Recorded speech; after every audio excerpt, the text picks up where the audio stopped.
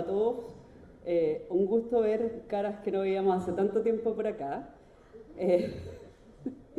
También queríamos desearle un feliz cumpleaños a la doctora Georgudis, que estuvo de cumpleaños ayer. Un aplauso. Y bueno, a todos bienvenidos a la tercera reunión científica de la Sociedad de Periodoncia. Darle muchas gracias a los sponsors Sensodyne, Colgate y Dentaid. En esta ocasión va a presentar el doctor Juan Carlos Durán la charla Técnicas análoga y digital para la reconstrucción del límite melocementario en el tratamiento quirúrgico de recesiones gingivales.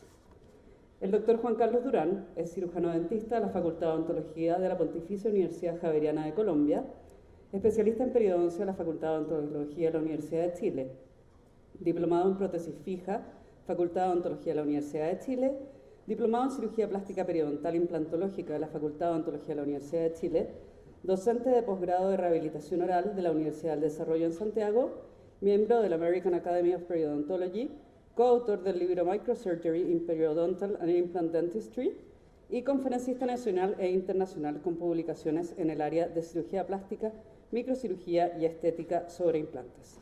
Es un honor para nosotros como Sociedad de Periodoncia bienvenir al doctor Juan Carlos Durán y muchas gracias por aceptar nuestra invitación.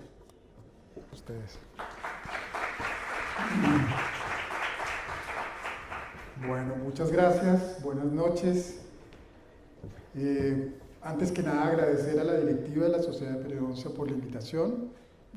Les contaba hace un rato atrás que la última vez que estuve en este podio presentando para la Sociedad de Periodoncia fue hace exactamente 12 años y hablé de el manejo de tejidos blandos con los perfiles de emergencia desde el punto de vista protésico.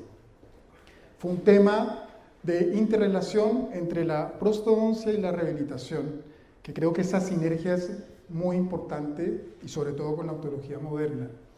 Hoy vamos a hablar de algo similar en el sentido de la interrelación de dos especialidades. Una es la restauradora, la odontología restauradora, o la prostodoncia también, y la periodoncia, y es básicamente el manejo de las lesiones cervicales no cariosas asociadas a las recesiones gingivales, que como vamos a ver está muy prevalente hoy en nuestras clínicas.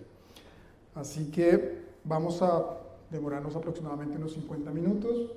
Veo muchas caras que no veía hace muchos años, así que estoy muy contento de este reencuentro y espero que, como es un grupo pequeño, si tienen dudas podemos ir haciendo, no sé si les dejamos las preguntas para el final o pueden ir durante la charla también haciendo las preguntas que quieran. ¿Bien?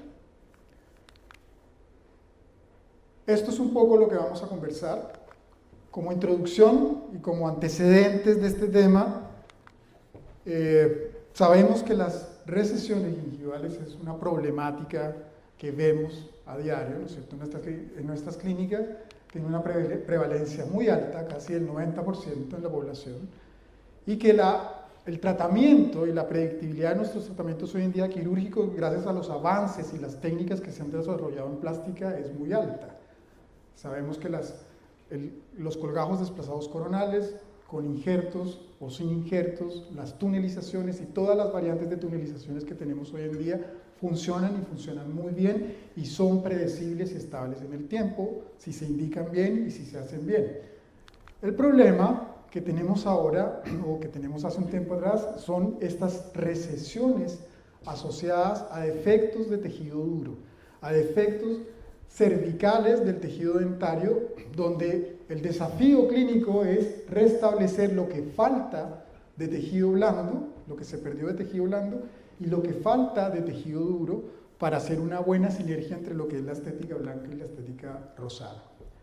Estas lesiones cervicales entonces también son altamente prevalentes y hoy en día el doctor Santamaría nos sugiere usar el término de defectos combinados cuando tenemos lesiones cervicales asociadas a recesión gingival.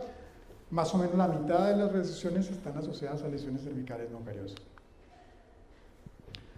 No es objetivo de esta charla hablar largamente de este tema, que también me gusta mucho. Entonces vamos a hacer una pequeña mención de lo que son las lesiones cervicales. Este tipo de lesiones es pérdida de tejido a nivel cervical, ¿no es cierto?, donde se compromete el esmalte, la dentina, el cemento radicular, y sabemos que pueden ser de tipo erosivo o biocorrosivo, como lo menciona el doctor Gripo, que es un autor que ha estudiado mucho este tema, y él habla que esto puede ser de origen ácido, de dieta ácida, ¿no es cierto?, el químico, electroquímico o bioquímico, ¿bien? Están los defectos de tipo abrasivo, que están más asociados a problemas de desgaste, de fricción, como el trauma cepillado, por ejemplo, y están las afracciones como entidades asociadas a problemas o disfunciones oclusales o problemas oclusales que se forman estos defectos en cuña. Entonces tenemos la problemática de una lesión cervical bicolor, ¿no es cierto?, porque en algunos está expuesta la dentina, el cemento radicular, y para completar nos falta el parámetro anatómico o la referencia anatómica que sería nuestra línea melocementaria. Muchos autores empezaron a hablar de este tema y específicamente, otra vez, los italianos son los pioneros en mencionar esta problemática y que estos tratamientos deberían ser tratados en forma multidisciplinaria. Y fue el doctor Zucchelli exactamente hace 20 años el primero que dijo, bueno, esto no podemos tratar estos casos aislados sin tener en cuenta la restauración. Posteriormente han habido muchos autores, especialmente el doctor Santamaría, que es de origen brasilero y ahora está en la Universidad de Kentucky, y él ha publicado, es de los que más ha publicado en esta temática, ha hecho estudios randomizados, reportes de casos, etc. El doctor Pini Prato, con su aporte en la clasificación de las lesiones cervicales no cariosas y para poderlas clasificar y decidir qué hacer. De Santis también ha publicado algunas cosas en esto y nosotros hemos hecho algunos aportes que los vamos a ir mostrando durante la charla. Zucchelli entonces, en ese año, hace 20 años atrás, empieza mencionando que de todas estas lesiones asociadas a lesiones cervicales no cariosas, encontró que casi el 50%, exactamente un 45%, no tenían la línea melocementaria reconocible. Y él empezó a hablar de un concepto que era la línea máxima de recubrimiento radicular, que era la línea o la zona donde yo podría dejar mi margen postquirúrgicamente y podía ser estable en el tiempo y mantenerse estable en el tiempo, y eso estaba relacionado con la presencia o no de la papila ideal. Y él hablaba que esta línea máxima de recubrimiento se iba siempre a asociar o iba a estar muy directamente relacionada con el parámetro clínico de la línea amelocementaria. ¿Bien? Entonces, que cuando no estaba presente nuestra línea melocementaria, había que reconstruirla. ¿Bien? Y él hablaba entonces de un LAC terapéutico predeterminado, con algunos métodos que vamos a ir viendo, y que podía ser hecho previo a la cirugía. Estas fotos me las facilitó mi querida amiga, colega y socia, la doctora Carolina Arcón, destacada periodoncista, cuando ella hizo el curso con el doctor Etienne, que vino acá a Chile a hacer un curso a algún grupo específico de periodoncistas. Ellos promulgaban que cuando había lesiones cervicales y obturaciones en la zona cervical, había que sacar todo y había que hacer la cirugía con la raíz denudada. Así se veía en los 90, en los 80, esto. Cada uno miraba su especialidad sin mirar al lado, ¿no es cierto? Aquí lo que le importaba al periodoncista en este momento era recubrir, mejorar biotipo y nada más. El problema de la raíz no era de él, ¿se fijan? Y bueno, fue cuando el doctor Zucchelli y sus colegas empezaron a decir esto tiene que ser abordado de otra manera. Fíjense que aquí está muy resuelto nuestro cubrimiento radicular óptimo, pero fíjense esto, estas concavidades que van a facilitar el acúmulo de placa bacteriana van a ser muy complicado que el paciente pueda controlar la placa bacteriana, un perfil de emergencia completamente anormal, ¿no es cierto? No convexo, no cóncavo, sino convexo, y probablemente problemas de hipersensibilidad dentinaria, problemas de que se puede formar una raíz, una caries en la raíz, etc. Allen en algún momento propuso que la reconstrucción de esos defectos cervicales podía ser después de la cirugía. Y yo le pregunto al doctor Allen, con una situación así, ¿cómo voy a hacer una reconstrucción bien hecha? O sea, ese sombrero mexicano que está presente lo voy a perpetuar y lo voy a agrandar. Si llego a hacer una restauración con esa forma que está, entonces lo ideal siempre es hacer nuestra restauración y nuestra reconstrucción de nuestra línea melocementaria previo a la cirugía. El doctor Santamaría, bueno, él ya empezaba a dar algunas conclusiones de sus estudios donde decía que aquí la lesión cervical y la profundidad de la lesión cervical iba a influenciar directamente en los resultados estéticos. Fíjense entonces cómo descansa un colgajo, un tejido blando sobre una superficie no adecuada, y cuando se adecúa el sustrato dentario para que abrace bien nuestro colgajo, nuestro tejido blando, y el perfil de emergencia sea óptimo, va a ser completamente diferente. Vamos a mejorar, como les decía, el perfil de emergencia, que lo he mencionado mucho, la hipersensibilidad dentinaria y sobre todo la aceptación del paciente. Todos sabemos, y los que trabajamos mucho en clínica, sabemos que el paciente hoy en día no es el mismo paciente de la época de los 80, los 90. El paciente hoy en día le cree más al chat, ¿no es cierto? Le cree más a Google y viene con una expectativa nivel Dios. Y igualar esa expectativa, o por lo menos mantener una expectativa parecida, cuesta, ¿ya? Entonces, la aceptación y la expectativa que lleva el paciente hay que considerarla, y es también uno de los planteamientos que hacía Zucchelli hace 20 años atrás. Bueno, algunos casos que hemos resuelto, ¿no es cierto?, previo a tratamientos de ortodoncia, casos algunos más simples, algunos estéticos también, como mencionaba yo, que pacientes que van a buscar solamente por estética, algunos que vienen por hipersensibilidad dentinaria, etcétera, que se han ido resolviendo y que ya vamos a ir viendo durante la charla cómo los hemos trabajado. Bien, en el año 2010, el doctor Pini Prato propone esta clasificación de las lesiones cervicales no cariosas en relación a dos variables o dos parámetros clínicos. Uno, la presencia o ausencia de la línea melocementaria, y otro, si hay un step o un escalón cervical de más de 0,5 milímetros. Entonces, él propuso una clase A en la cual iba a existir la presencia de la línea melocementaria, y la clase A negativa sin step o sin escalón. La clase A positiva con presencia de línea melocementaria y con step o con escalón. Y las más complejas serían las clases B, clase B negativa, en ausencia o donde se desaparece la línea melocementaria, pero sin escalón, y la clase B positiva, la más compleja de todos, donde tenemos ausencia de la línea melocementaria y un escalón de más de 0,5 milímetros. Vemos la prevalencia de cada una de esas lesiones en la población. Se fijan que igual, afortunadamente, la más compleja de todos es la menos prevalente, pero la vemos también mucho en clínica.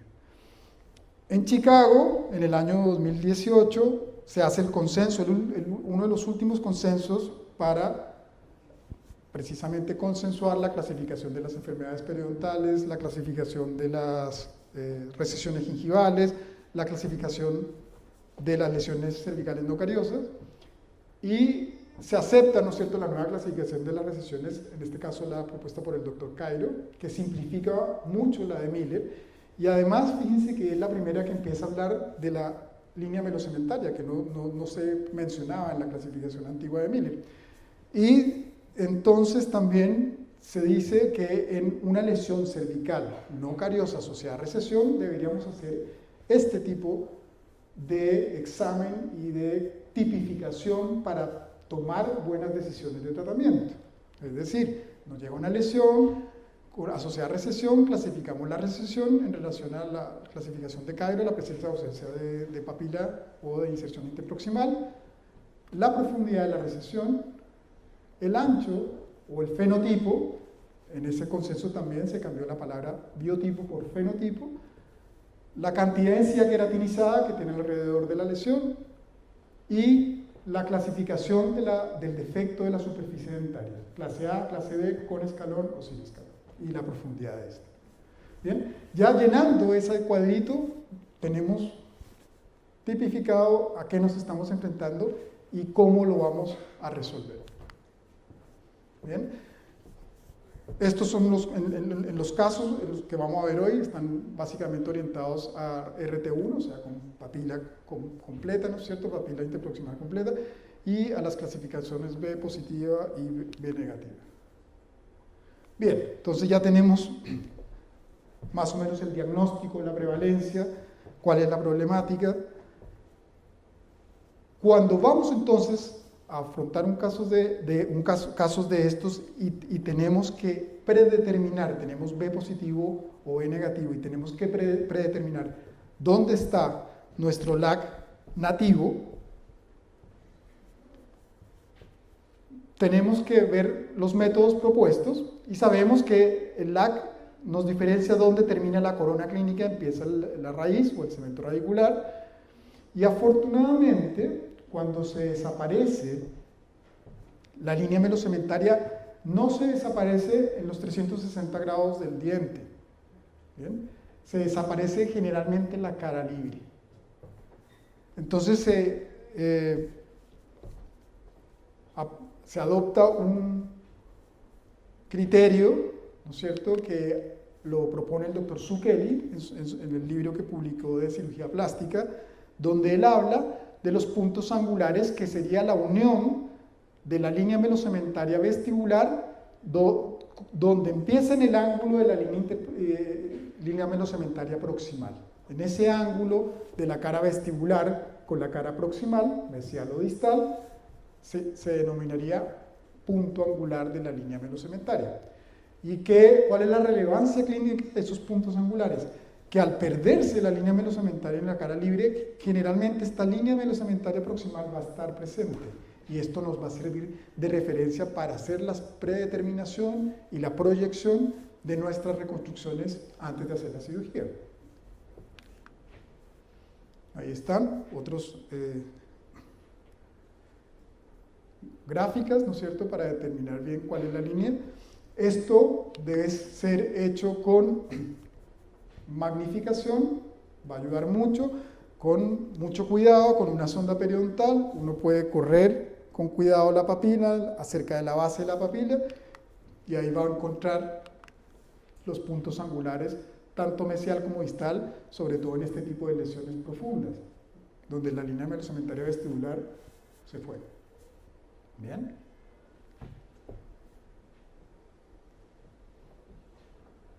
Fíjense ahí cómo el microscopio, con una buena magnificación, nos ayuda a encontrar estos puntos angulares. Bien, entonces, hay dos propuestas en la literatura para la predeterminación de nuestra línea melocementaria. Una, hecha por Zucchelli, que es en base a la altura de la papila ideal. Bien, él hace la base de la papila va a estar en relación al punto angular mesial y al punto angular distal, y hace una proyección, ¿no es cierto?, uniendo una línea imaginaria para hacer la predeterminación. Y por otro lado está el doctor Pini Prato, que no lo propone en relación a la papila, sino lo propone en relación al tamaño de la corona adyacente. O sea, la corona adyacente que no tenga recesión, obviamente, o contralateral, perdón, no adyacente, vamos a hacer la medición inciso cervical y con eso vamos a tomar la referencia. Fíjense, esto es una gráfica resumida de lo que es la técnica del doctor Zucchelli. Acá están los puntos angulares y el punto medial, ¿no es cierto?, apical, él dice que en relación al festoneo que tenga el paciente se hace la proyección. Vale decir que las dos técnicas son aproximaciones a la realidad y ninguna de las dos técnicas podríamos decir que es exactamente precisa. ¿Bien? Eso es muy importante tenerlo en cuenta. Y las dos técnicas son bien válidas. La de Pini Prato, que es un poco más fácil, ¿no es cierto?, en relación a la corona contralateral, se mide la distancia inciso cervical, la profundidad del margen y más 1 milímetro. Y según él, ahí estaría localizado el tercer punto C para unir los dos proximales y hacer la proyección de una línea melocementaria un poco más exacta. Nosotros, o lo que yo hago habitualmente, es que mezclo las dos técnicas. La parte proximal lo hago en base a con base de la base de la papila con los puntos angulares, como van a ver ahora, punto mesial angular, punto distal angular, y el punto que falta lo aplico con la técnica del globo Pini Prato, es decir, mido la corona contralateral, le sumo la profundidad del sondaje más 1, lo marco y con eso hago mi proyección. Uno los puntos y con eso hago la proyección. ¿Correcto?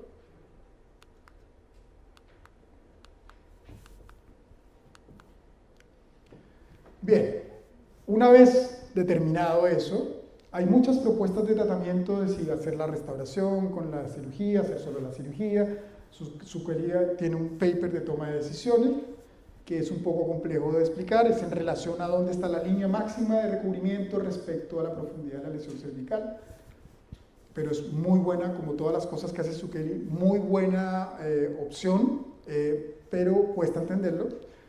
Y Santa María actualmente, con el update que hace en el 2025 de este tema en el Journal of Odontology, él dice esto, algo más simple. En relación a la clasificación de Pini Prato de las lesiones cervicales no cariosas, vamos a establecer qué hacer.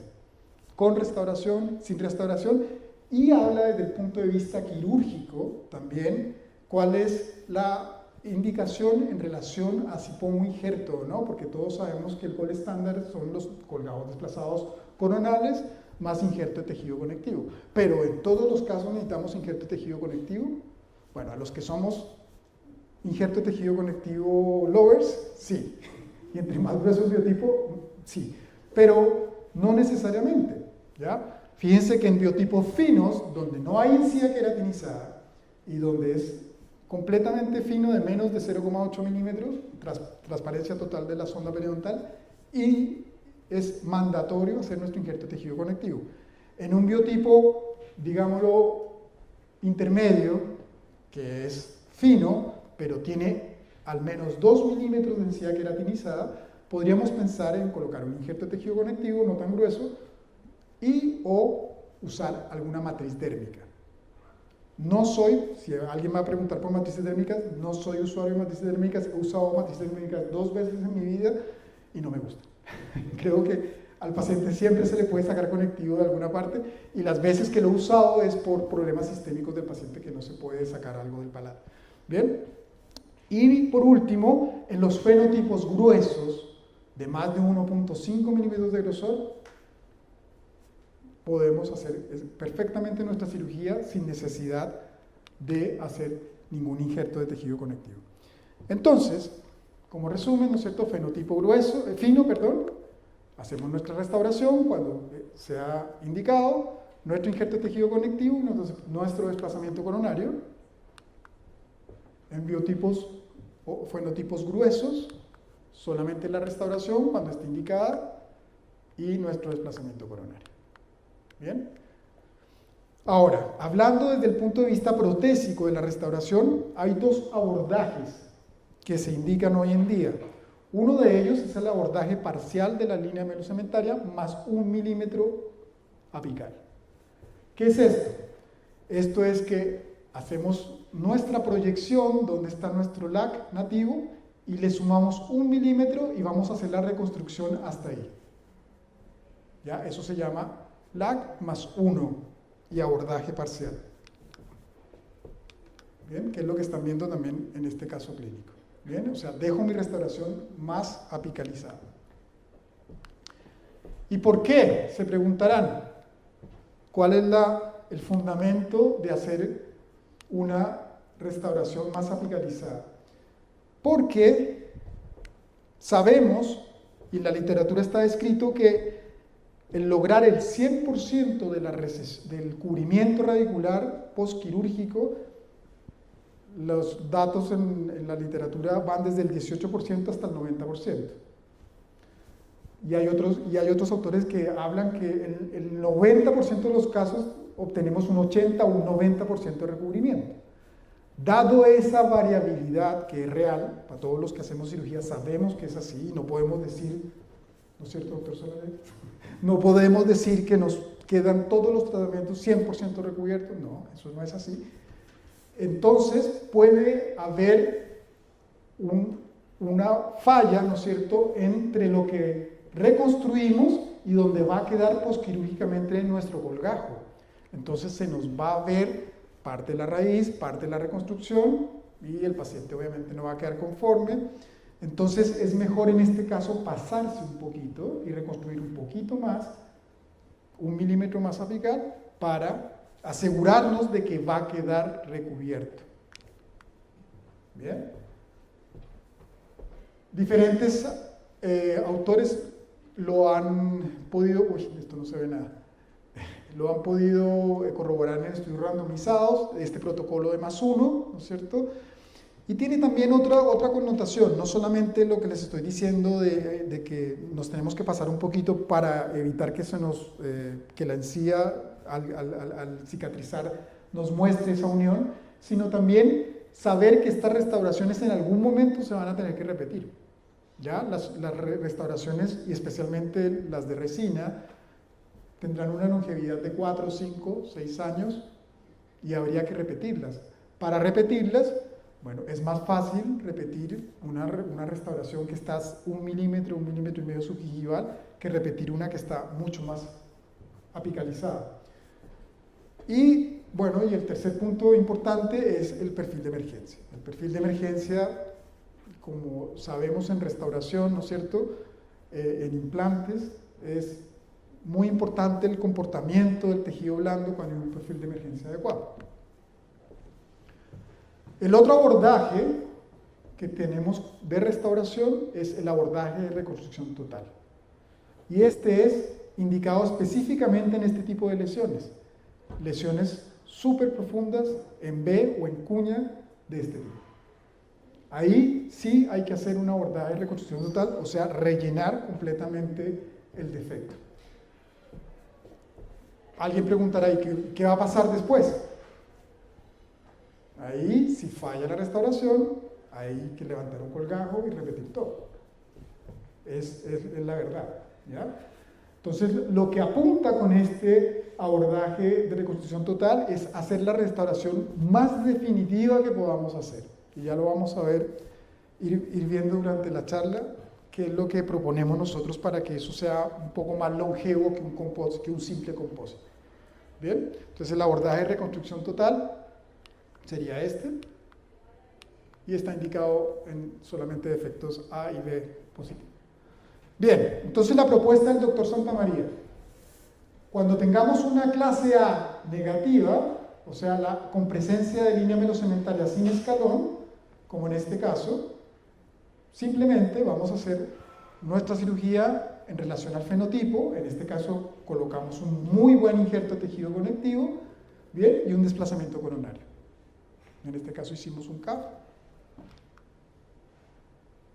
En la clase A positiva, donde está la línea melocementaria y un pequeño escalón, también se puede hacer lo mismo que en el caso anterior en relación al fenotipo, con o sin injerto, y el desplazamiento coronario. En la clase B positiva está indicado hacer primero la reconstrucción parcial, LAC +1, y posteriormente la cirugía también en base al fenotipo, con o sin injerto en base al fenotipo. Y la clase B negativa depende. ¿Depende de qué? Generalmente, como vemos en este caso, la lesión cervical es muy poco profunda. Es un desvanecimiento de la línea del seno dentario muy tenue. Entonces aquí la decisión, si voy a reconstruir o no, va a depender de variables como si tengo hipersensibilidad o no, o si tengo una exposición de dentina que me amerita que por un tema estético tenga que hacer algún tipo de reconstrucción. En este caso no hicimos nada, simplemente hicimos la cirugía. Entonces, en el clase B positivo va a depender de cada caso y el tratante va a depender con el paciente tomar la decisión si vale la pena reconstruir o no, porque va a ser una reconstrucción muy, muy pequeñita. Y Santa María propone como un caso aparte de los 4 tipos que propone Pini-Prato, este clase B o en cuña profunda que tienen que hacerse con reconstrucción total y el desplazamiento coronario en base al fenotipo. ¿Bien? Ok, entonces, hasta aquí ya tenemos más o menos clara la película de qué se hace en restauración previamente, qué cirugías son, que se pueden hacer en esto, con o sin injerto, pero pasaba que no encontramos en la literatura una forma o un flujo como predecible de cómo hacer esa reconstrucción. O sea, aquí ya el periodoncista o el rehabilitador, mira, déjame, tengo una lesión cervical, déjame a 2 milímetros más o menos, reconstrúyeme ahí con composite. Esa era la verdad, y uno lo hacía, si lo hacía el mismo periodoncista se hacía rehabilitación, o si lo hacía un rehabilitador, hacía más o menos donde él le decía, o se lo dibujaba, si era un poquito más Mateo, de pronto le hacía un dibujo en el modelo, o le hacía un encerado previo, o le hacía algo en una fotografía. Entonces, nuestra propuesta con el grupo ERO de rehabilitación oral de la UDD, estamos todos los que participamos, y también está el doctor Solanés, que no está en la foto porque ya no está en la UDD, y no era parte de ERO, sino era parte de periodoncia, y la doctora Catalina Madariaga, que era una de nuestras alumnas. Hicimos un protocolo de propuesta de esta reconstrucción para que fuera un poco más fácil de hacer, ¿bien? Y hubiera una buena comunicación entre el periodoncista y el rehabilitador al afrontar estos casos. Ahí está el QR, no sé si funciona porque es un QR antiguo, ojalá funcione, ¿funciona? Ya, gracias. 3 tipos de metodología. Una análoga para el dentista que no está inserto, que se nos está quedando atrás y tiene que meterse en la digital, ¿no es cierto? Pero hay gente que todavía no está. Bueno, está la análoga, que es de una manera bastante fácil de hacer. Y 2 formas digitales de hacerlo. Una indirecta y una directa, que es chairside CAD/CAM en la clínica. Las 3 propuestas son en base a la fabricación de guías que nos van a servir de matriz de restauración cervical. En vez de tener esas matrices que tenemos para hacer las clases 5, esto es una matriz personalizada para hacer nuestra reconstrucción. ¿Bien? La análoga es con técnica de encerado convencional, con guía de silicona transparente convencional, y las digitales, una es hecha en forma indirecta haciendo un encerado digital, haciendo una guía digitalmente e imprimiéndola con resina transparente. Y la última es la técnica que es un poco más rápida, que es hacerlo directamente en la boca del paciente, ¿no es cierto?, con los software que tenemos hoy en día para CAD/CAM, específicamente el CEREC, que es el que usamos nosotros. ¿Cuáles son los materiales que estamos usando?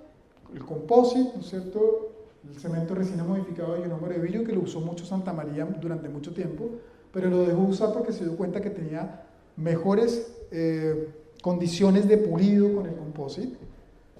Nosotros empezamos a proponer la feldespática hace 4 años atrás para los defectos en cuña. ¿Por qué? Porque es un material que tiene un módulo de elasticidad parecido al de la dentina, es un material que sale impreso de la máquina con un pulido que cuesta lograrlo con un composite hecho en la misma boca, y creemos que como material es un poco más definitivo que un composite si se aplica una técnica de adhesión estricta con aislación absoluta. Y hoy en día, bueno, tenemos diferentes otros tipos de materiales nuevos, ¿no es cierto? Las cerámicas híbridas que tienen infiltraciones de polímero, como tipo NAMIC, y tenemos muchas resinas que se pueden imprimir hoy en día también. ¿Bien? Así que esto todavía no está resuelto en la literatura, pero lo que más se usa es el composite. Vale decir lo que acabo de mencionar, muy importante que el material que se use debe estar estrictamente muy bien pulido, y eso tiene que quedar perfecto para que el pronóstico del tratamiento sea el óptimo. En la técnica análoga se toman unas fotos con unos modelos convencionales, se traspasa esa información de la predeterminación de la línea al modelo, se alza un encerado convencional, se toma una impresión de silicona transparente y se recorta la silicona a nivel del límite donde dejamos el encerado y se lleva a boca. Bueno, vamos a ver cómo resolvimos este caso, pero vamos a mostrar un poco con otras fotografías de otro caso cómo hicimos las guías de silicona. En este caso se hizo la predeterminación, se llevó al modelo para que se encerara. Recuerden que es donde está nuestra línea melocementaria proyectada más 1 milímetro, porque es una reconstrucción parcial en este caso. Una vez que tenemos el encerado hecho, con masilla pesada de silicona, recubrimos todo el modelo y hacemos un estampado a esa matriz de silicona para crear un espacio y hacer una cubeta individual, y esa cubeta individual la vamos a usar para tomar una impresión en silicona transparente. Esa llave de silicona transparente la vamos a sacar, la vamos a recortar y vamos a cortar justo exactamente a nivel cervical donde estaba nuestra proyección de nuestra línea melosementaria encerada. Bien, entonces estamos creando una matriz personalizada cervical para que nuestra restauración quede en el lugar que la proyectamos y además sea mucho más fácil de hacer y de pulir. Ahí está el protocolo de lo que hacemos, ¿no es cierto? La preparación del sustrato, aquí estamos arenando con óxido de aluminio, 29 micras o bioglass de sílice, el grabado selectivo, la aplicación de los adhesivos, la colocación del composite, y una vez que se aplica el composite se coloca la guía. Cuando tenemos aislación absoluta tenemos que hacer algunas modificaciones en la guía para que nos entre y nos asiente bien. Como vimos acá, tuvimos que abrir esta muesca para poder asentar bien la guía. Se asienta la guía con firmeza y esto va a actuar como una matriz convencional. Bien, fíjense cómo, fíjense cómo sale, queda de bien pulido y casi, prácticamente en algunos casos no vamos, si pusimos el composite justo, no vamos a tener casi ni que retirar excesos y el pulido es mucho más simple.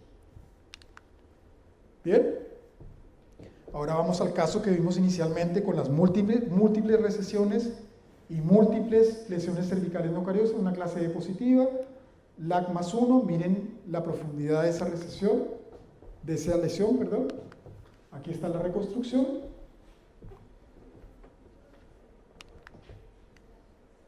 Hicimos el diseño de un colgajo desplazado coronario sin incisiones verticales, propuesto por Zucchelli y De Santis, convencional, donde se crean las incisiones submarginales para crear las papilas quirúrgicas que van a ser colocadas sobre la papila anatómica epitelizada.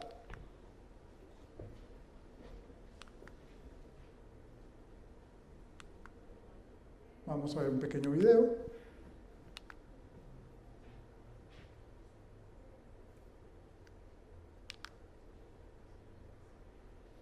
Ahí ya estamos en la parte final donde estamos depitelizando las papilas anatómicas para recibir las quirúrgicas. Fíjense que el trabajo quirúrgico se nos va a facilitar mucho, se nos va a facilitar mucho con instrumental microquirúrgico y con todos los principios microquirúrgicos que podemos aplicar acá. Vamos a ver si me permite esto adelantarlo un poco. Bien, ahí ya estamos haciendo la sutura, usamos mucho los monofilamentos, me gusta mucho el polipropileno y el caballito de batalla en mi oficina es el 7.0. Son monofilamentos que requieren un buen anudado, una buena manipulación para que quede bastante estable postquirúrgicamente.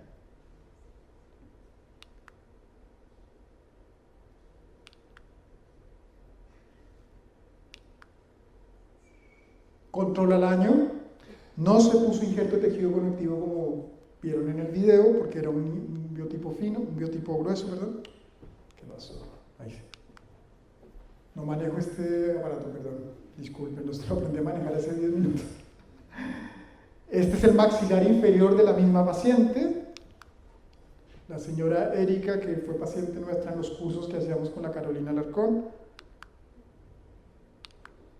Ahí está la parte inferior, un colgajo exactamente igual al superior, con la diferencia de que aquí sí decidimos colocar injerto de tejido conectivo específicamente en la zona del canino, que era la zona que tenía menos grosor. Ahí están las incisiones submarginales para crear la papila quirúrgica.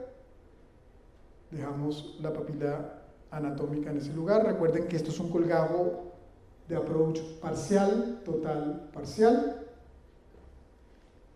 Ahí estamos haciendo el levantamiento de las papilas quirúrgicas parcialmente.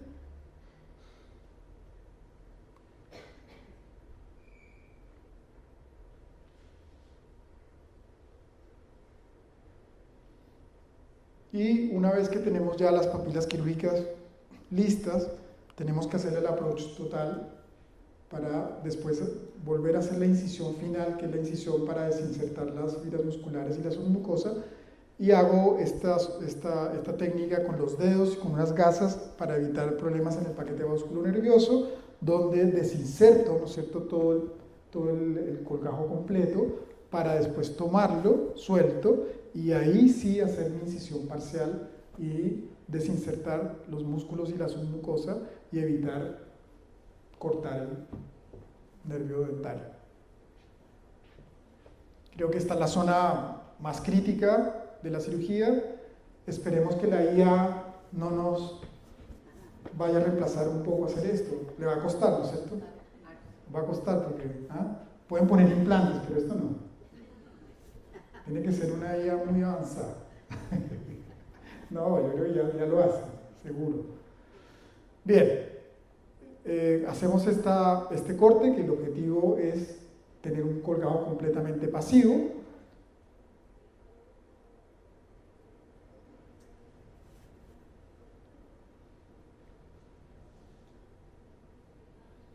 Una vez que está pasivo, vamos a sacar nuestro injerto de tejido conectivo, lo epitilizamos, es un injerto libre con epitelio conectivo, se epiteliza y lo vamos a llevar a boca y lo vamos a suturar específicamente en el lugar donde queremos aumentar nuestro grosor, que es en el área del canino. Utilizamos sutura de ácido poliglicoico porque va a ser reabsorbible, porque son unos puntos que van a quedar sumergidos, que se van a reabsorber solos. Uno mesial, uno distal, colocado a nivel de la reconstrucción que hicimos con el composite.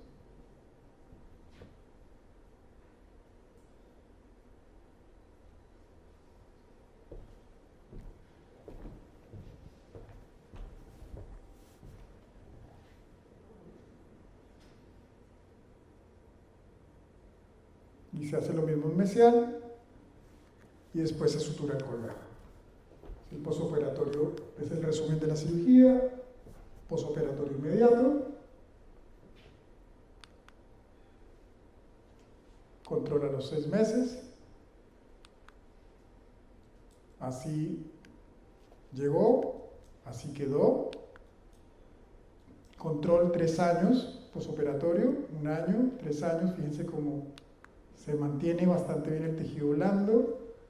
Fíjense a los 3 años en la parte inferior donde se ganó el fenotipo también. Y por supuesto que las obturaciones hay que estarlas controlando, hay que estarlas puliendo y en algún momento habrá que cambiarlas. Bien. Ok, entonces ahora vamos a la odontología digital. ¿Cuál es la técnica cuando hacemos la reconstrucción con la odontología digital o el flujo digital? Toda la planificación se hace con escáner y STL, se lleva un software de diseño que puede ser cualquiera, puede ser Mesh Mixer, que es gratis, puede ser Exocad, el que ustedes quieran. Manejando bien el software se puede hacer casi con cualquiera. En el modelo digital se hace un encerado, después se diseña una guía, se imprime esa guía y se lleva a boca. Fíjense este caso, una señora con múltiples recesiones Cairo tipo 1, fíjense los defectos B positivo, mucho trauma cepillado, dieta ácida y muy fumadora. Ahí están los STL. Se hace toda la proyección directamente en los modelos digitales.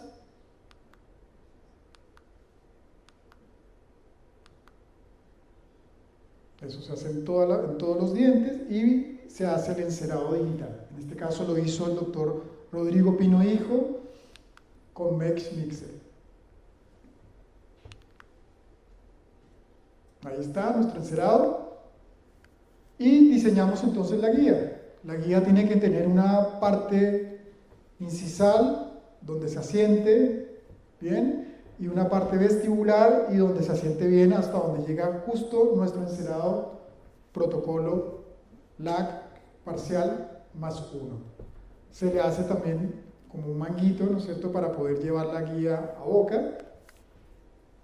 Se imprime la guía en acrílico, perdón, en resina transparente, se prueba en boca y en los modelos. Aislación absoluta. Hay casos donde las recesiones son tan apicales que cuesta colocar los clavos, por más de que en este caso los modificamos, los doblamos, no, fue un desastre. Y se nos ocurrió entonces colocar un botón de composite más apical de donde iba a ser la reconstrucción temporal y eso nos autodeclara. ¿Bien? Es un tip para que se lleven para la casa, por si acaso, cuando algún día dañen 5 clamps, ahí está la...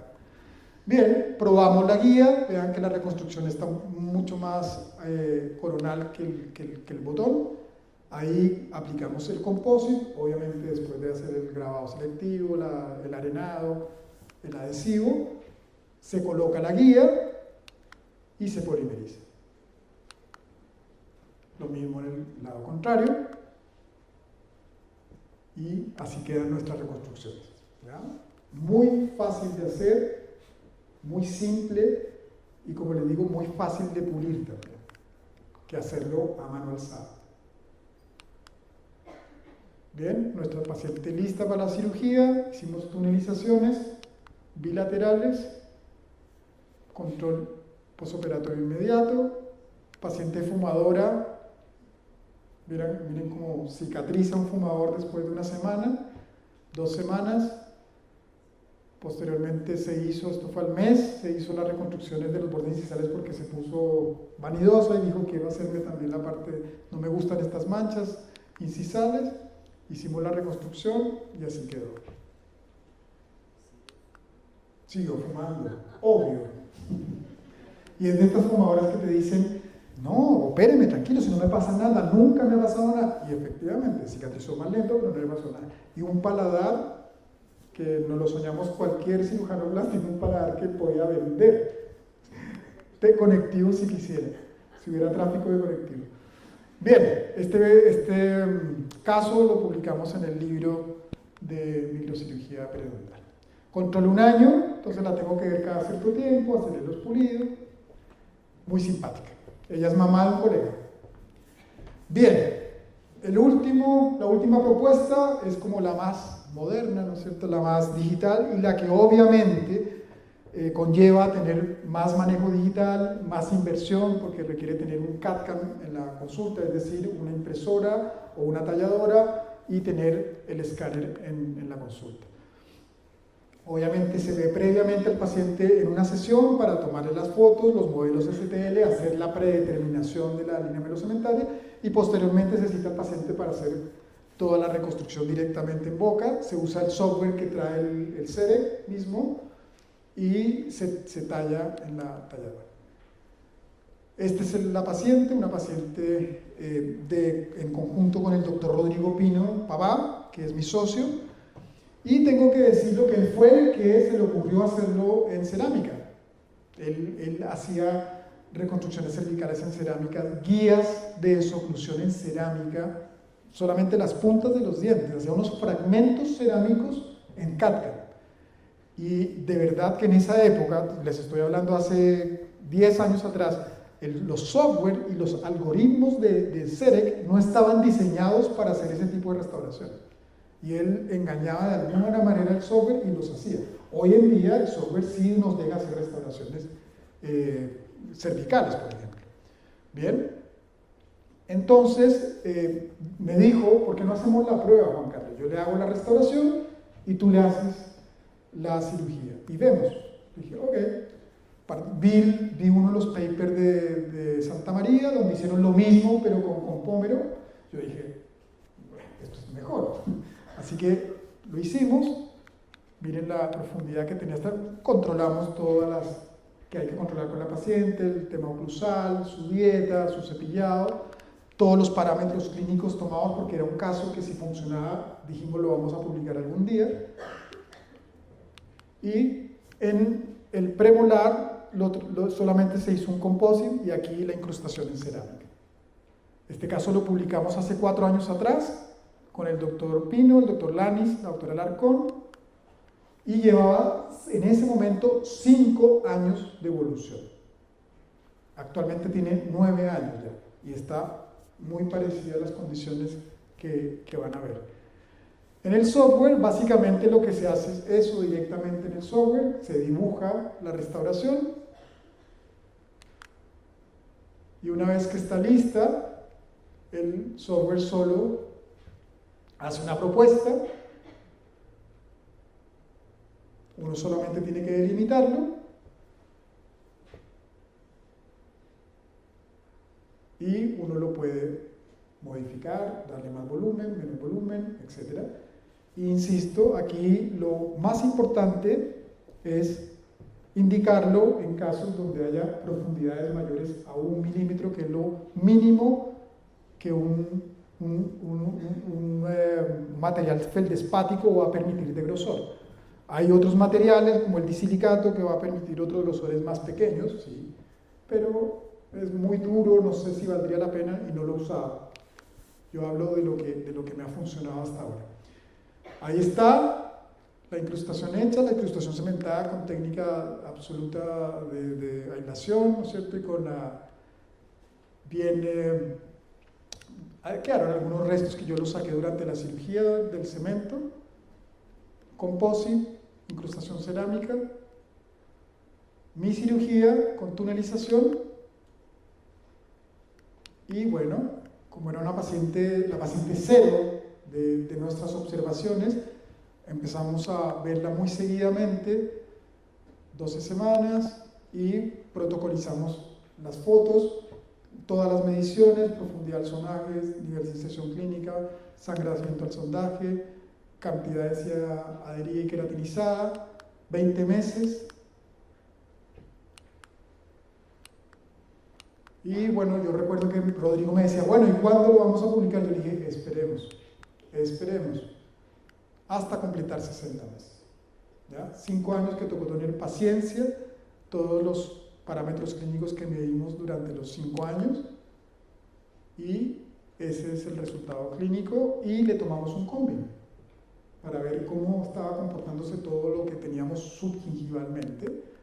Y fíjense esto, la cresta alveolar, miren el volumen de ese tejido blando que me da, por eso yo digo que entre más grueso sea el fenotipo va a ser más estable, y como abraza mi fragmento cerámico, y ahora probablemente hay una unión hemiesmosomal que es muy fuerte y que va a mantener eso ahí bastante estable por mucho tiempo. Yo me asusté cuando vi esto, cuando llegó el COVID y dije, ¿qué es esto? ¿Se rompió? ¿Se ahuecó? Y no, el radiólogo me dijo, eso es un artefacto que llega cuando hay incrustaciones o hay cosas de cerámica completa en las raíces. Bien, creo que estamos en el tiempo, doctora Advante, 51 minutos, justo. Resumí. Mensajes para la casa. El primero, hacer una evaluación minuciosa de esta lesión cervical y de la recesión es indispensable, ¿no es cierto?, para tomar la decisión de tratamiento qué hacer, si es con reconstrucción, si es sin reconstrucción, etc. La identificación de la línea melosementaria, su reconstrucción, cuando esto está ausente, debe ser previo a la cirugía, siempre. Los defectos combinados, recesión escairo tipo 1 y piniplato tipo B positivo, deben tener una reconstrucción parcial más 1, como lo vieron. Los defectos en cuña A positivo o B positivo profundos, de más de 1, 2, 3 milímetros, deben ser hechos con reconstrucción total y ojalá con materiales más longevos que el composite. Por último, combinar estos tratamientos de operatoria, plástica periodontal en el tratamiento de estas lesiones y estos defectos asociados o estos defectos combinados son parte de la odontología y la estética moderna. ¿Bien? Eso. Muchas gracias.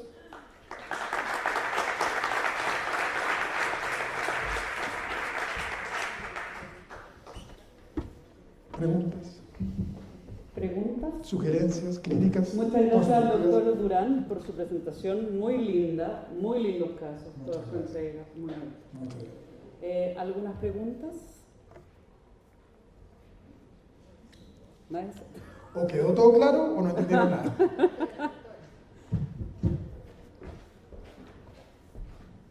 gracias, Carlos, por tu preciosa presentación. Gracias. Una pregunta que creo que la respondiste parcialmente al final de tu presentación y que es lo que los clínicos que hacemos cirugía plástica siempre tenemos la pregunta de cómo hacer la unión de los materiales restauradores con nuestro injerto de tejido conectivo en el tiempo. Y es lo que nos lleva muchas veces a decidir no hacer una reconstrucción total hasta el fondo del defecto. Pensar que quizás la unión entre mi injerto con el material restaurador va a generar un saco periodontal porque no hay una unión real. Mi pregunta es si es que tú has visto esto en algunos casos, que no hay una unión real y si es que hay diferencias entre los materiales, composite, cerámica, etc. Bien, muy buena tu pregunta. Mira, respecto a eso, yo hago un símil, cuando pienso en esto, yo hago un símil en lo que pasa con los perfiles de emergencia en restauraciones sobre implante, que es más o menos el mismo comportamiento. Sabemos que el disilicato y el circonio especialmente funcionan muy bien en el perfil subcrítico o en el perfil subgingival en una restauración sobre implantes en el área estética, por ejemplo. Dado eso que se ve en implantes, en periodoncia nosotros lo hemos visto, y como te digo, avalado por los estudios que ha hecho el doctor Santamaría, varios estudios randomizados, no a tanto tiempo, pero en tiempos de 1 año, 2 años, y lo mismo el doctor De Santis estudió la respuesta tisular, y se dio cuenta que es exactamente igual a las zonas donde no había restauración. Por lo tanto, el composite está archidemostrado que funciona bastante bien, y yo insisto que debe ser obviamente que no va a haber una reinserción de nada, pero sí hay una unión de epitelio y larga unión como funciona en la mayoría de las cirugías periodontales, donde esa unión es tan fuerte y si está bien pulida y el sustrato es convexo, va a funcionar bastante bien. En el caso de las restauraciones profundas, es una apuesta que hacemos al final, no sabemos porque si se llega a cementar, o sea, yo creo que aquí la apuesta es a ser bien estrictos en la cementación, que eso no puede fallar, ¿te fijas? Pero la cerámica feldespática también funciona muy bien con el tejido periodontal. Rodrigo me lo venía diciendo, oye, yo he hecho muchos reconstrucciones cervicales y la encía se comporta muy bien. Entonces yo creo que el material, mientras esté bien pulido y sea un material biocompatible, no debería tener mayores problemas. Vemos que ahora están saliendo muchos materiales nuevos, las resinas impresas.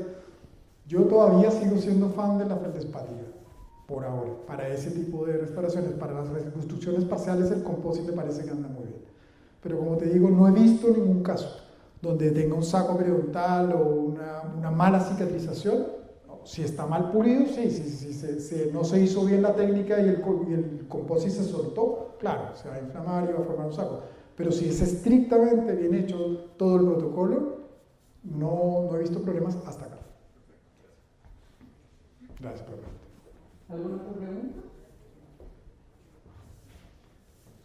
Ya, bueno. Muchas gracias, doctor Durán. La doctora Hernández le hará la entrega de un diploma y un regalo de parte de la Sociedad de Periodoncia. Muchas gracias. Y le agradecemos a usted por su presentación, a todos los que han asistido a acompañarnos esta tarde, que vinieron bastantes. harto gol. No, con mucho gusto. Cuando quieran, feliz de venir.